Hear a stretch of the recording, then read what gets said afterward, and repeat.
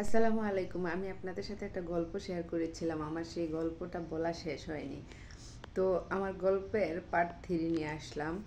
তখন ওই বউটা বুঝতে পারলো যে উনি হচ্ছে ওই বন্ধুটা ঝামেলা লাগাতে যাচ্ছে বা হচ্ছে এই সংসারটা ভাঙতে যাচ্ছে।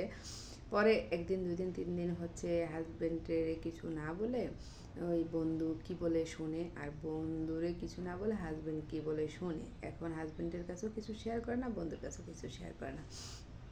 পরে হচ্ছে একদিন হচ্ছে মানে বন্ধুরে হাজব্যান্ডে মানে বউ কল দিছে যে কোনো একটা দরকারে যে আমার হাজব্যান্ডে এটা বললেন, ওনারা তো আমি পাচ্ছি না।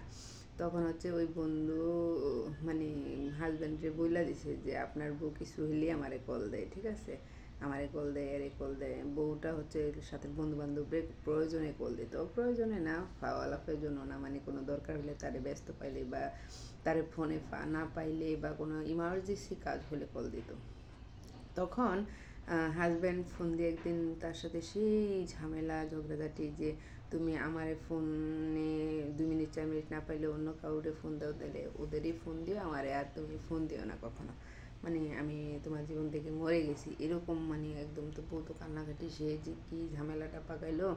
তো ওই বন্ধুটা হচ্ছে বলে যে আমি আমার কাছে যে কল দিছেন বাইরে বললেন না, কিন্তু হচ্ছে বাইরে আপনি কল দেন, কিন্তু এটা বউর কাছে বলো ইন দ্য নেক্সট ডে কিন্তু ওই বলে দিছে যে আপনার বউ আমার কাছে কল দিছে। তাহলে ও সুবিধাবাদ দিয়ে ও ঝামেলা পাকাইতে চাইতেছে, এটা বুঝতে পারছে বউ। পরে বোঝার পর হচ্ছে ওরে মানে আর কিছু বলে না, মন থেকে তো বিশ্বাস করেই না, আর ওরে তেমন কলও দেয় না বা হচ্ছে কি। তারপরে একদিন বললো যে আপনি কিছু হইলে আমার আপনার কিছু বললে আপনি আমার হাজব্যান্ডে বলে দেন, ব্যাপারটা কি আমি বুঝলাম না, আপনি কি করতে চান। আমি কিছু হইলে বলে দিই, মানে তার মানে আমি কি আপনার সাথে